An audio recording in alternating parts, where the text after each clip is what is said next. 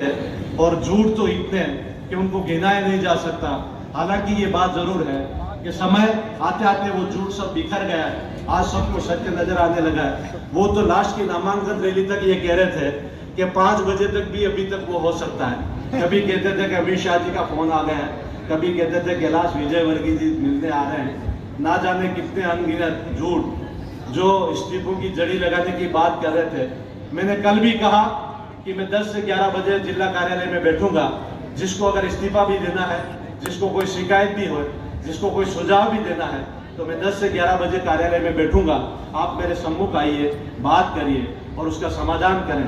लेकिन मैं 11:15 तक बैठा रहा, कोई सामने नहीं आया। जब मैं चुनाव कार्यालय आया तो कुछ बंदों ने कहा कि हम आ गए भाई साहब, और आप कहाँ हो? मैंने कहा चुनाव कार्यालय आ जाओ। तो उन्होंने कहा किसके चुनाव कार्यालय?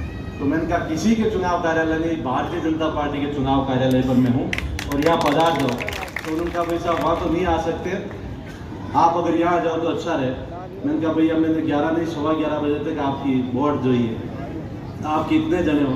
कि हम 10-15 जने। इस्तीफे कितने लाए हो? तो उन्होंने कोई संख्या जो बताई, मुझे तो इतने पद भी क्या होते हैं मुझे पता नहीं है, 300 कुछ संख्या बताई थी, इतने वो हैं। तो मैंने कहा ये सामूहिक इस्तीफे क्यों?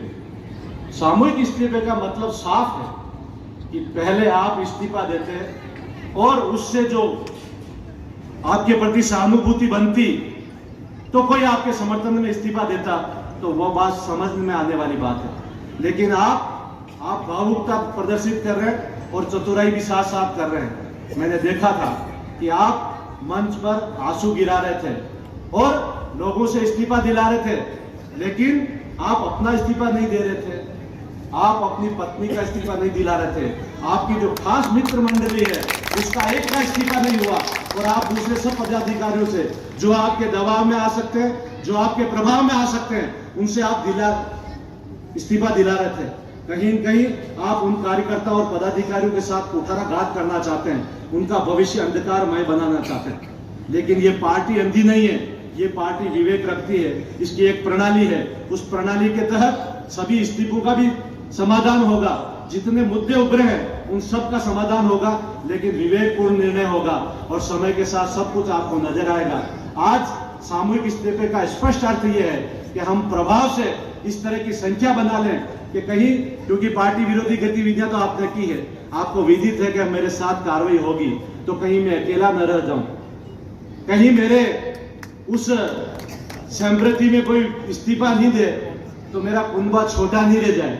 आपने उस कुनबे को बड़ा बनाने के लिए आपने अपने प्रभाव का, आपने अपने भय का और भ्रम का इस्तेमाल करके जो कार्यकर्ताओं को इस्तीफे दिलाए हैं, मैं समझता हूं उनके भविष्य के साथ इससे बड़ा खिलवाड़ नहीं हो सकता। लेकिन मैं एक जिम्मेदार पदाधिकारी होने के नाते स्पष्ट करना चाहता हूं कि एक मुद्दे का विवेकपूर्ण निर्णय होगा और पार्टी हित में निर्णय होगा और ये सब भ्रम दूर होंगे।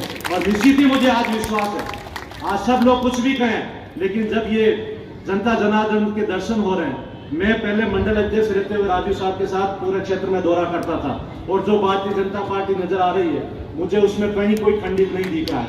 वही भारतीय जनता पार्टी हमेशा से चुनाव लड़ी।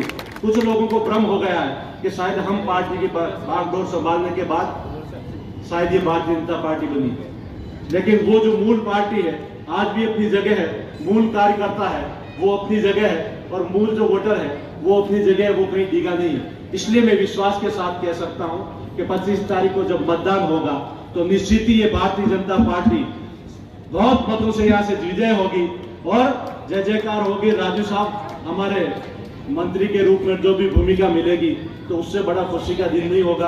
आप सब किसी भी भ्रम में ना आए, जो कोई लोग भ्रम में हैं उनको भ्रम से निकालने में सहयोग करें, क्योंकि मुद्दे स्पष्ट है, हमें विकास चाहिए और मोदी जी के नेतृत्व में देश अगर प्रगति के पथ पर बढ़ रहा है तो ये समय हमें गंवाने का नहीं है, क्योंकि ये अवसर बार बार नहीं आता है।